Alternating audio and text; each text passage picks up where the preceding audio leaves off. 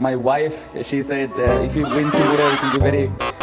My wife, good day for him. Luckily, alhamdulillah, we win this match.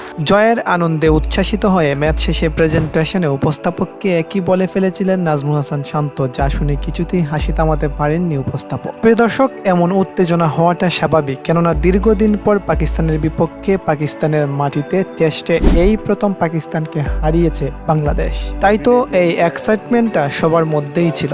তবে অধিনায়ক নাজমুল হাসান শান্ত অনেকটা বেশিই এক্সাইটেড হয়ে গেছিলেন। ম্যাচ শেষে প্রেজেন্টেশনে অধিনায়ক শান্ত উপস্থাপককে এমন এক কথা বলে ফেলেছিলেন যেটা হয়তো তিনি স্বাভাবিক থাকলে কখনোই বলতেন না। ওই সময় আনন্দে আত্মহারা হয়ে নাজমুল হাসান শান্ত বলেছিলেন, ম্যাচ জয়ের একদিন আগে আমার ওয়াইফ আমাকে গভীর রাতে ফোন করে বলেছিল যে আগামীকাল নাকি আমরাই জিতবো, আর আমরাই জিতেছি।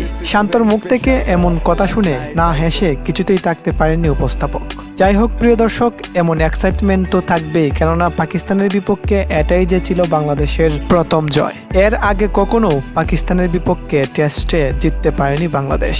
জয়টা ছিল ঐতিহাসিক, তাই তো এক্সাইটমেন্টও ছিল বেশি। নেক্সট ম্যাচে পাকিস্তানকে হারিয়ে সিরিজ জিতুক বাংলাদেশ, এই প্রত্যাশা রাখছি। প্রিয় দর্শক, আপনি কি মনে করেন পাকিস্তানকে হারিয়ে সিরিজ জিততে পারবে বাংলাদেশ? আপনার মূল্যবান মতামত কমেন্টে জানিয়ে দিন। ধন্যবাদ।